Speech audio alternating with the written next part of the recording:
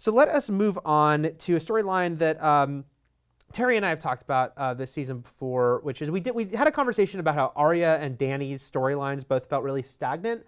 And then the week after, Dany's storyline stopped being stagnant. Yep. You know, suddenly it was like, oh, she suddenly killed all the different calls and got all the Dothraki behind her. But Arya was still kind of in a rut until now.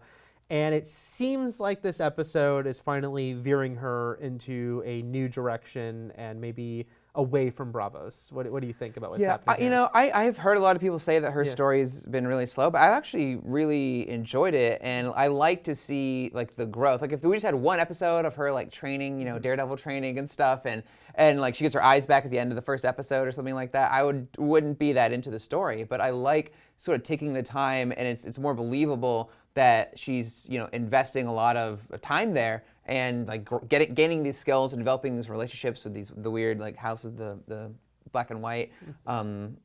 Is it the Faceless Men? Is it Faceless? Yeah, I believe so. Yeah. So I'm glad we've spent a lot of time there, and I feel like it'll be that more satisfying once she does leave. Looks like she's about to. I was always wondering what would be the thing that sent her off, like, or back in the direction of, you know, the main plot, like Westeros. But I was a little let down that it was like, oh, I really like this actress. Right. I saw the Babadook. She's really good at it. Yeah. Oh, is she that same actress? She's the lead in the Babadook, yes. Arya, big Babadook fan. Right. So yeah, I was just like, okay. I mean, it was a nice moment, and that they shared together, and you could see that she felt really endeared to this woman. But to then like not do like complete the mission, pretty much knowingly going on the run by doing this, that she's gonna have a target on her back, and she's pretty much gonna have to like fight off assassins, I think, for the rest of her life, you know, or until she makes a new deal with one of them. I just feel like you liked an actress, that wasn't a good motivation for that. Right. It's a bad career move, Arya. I do. I want to reference Matt Fowler's review of this episode, because I did like how he said how Arya got caught up on Game of Thrones season 1 to 4 by watching that play. And also, you know, I don't know. I think I was a little more critical of Arya's storyline than you. Again, not it happening at all, but it did take quite a while, because it was the end of last season and then all of this season so far. And maybe I agree with you, it shouldn't have been like one episode, one montage, but I don't know, maybe 3 episodes and not however many it's been, 6 plus however it was at the end of last year, which is quite a few. I don't know. I think that it took a long time to get here. I do wonder. Now, what do you think about this? Jaqen, am I saying his name right? Always the question of Game of Thrones, the pronunciation.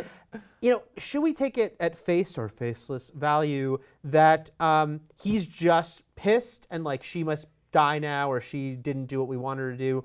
Or could this almost be she passed the ultimate test? You know, with these people, I never freaking know. right? He's like. For making her drink the poison and stuff. He's like, get her eyes back and everything. And I don't know. I feel like she did break the rules. I feel like this was not a test. I feel like this was, you know, I want you to do this. This is what we do for a living. Yes.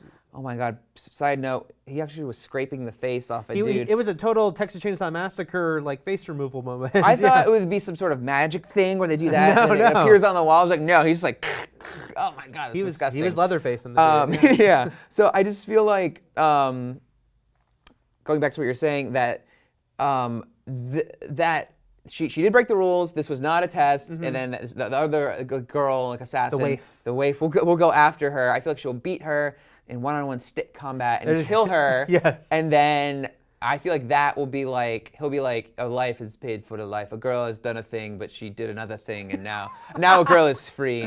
Right. And will he say, Arya Stark? After all that.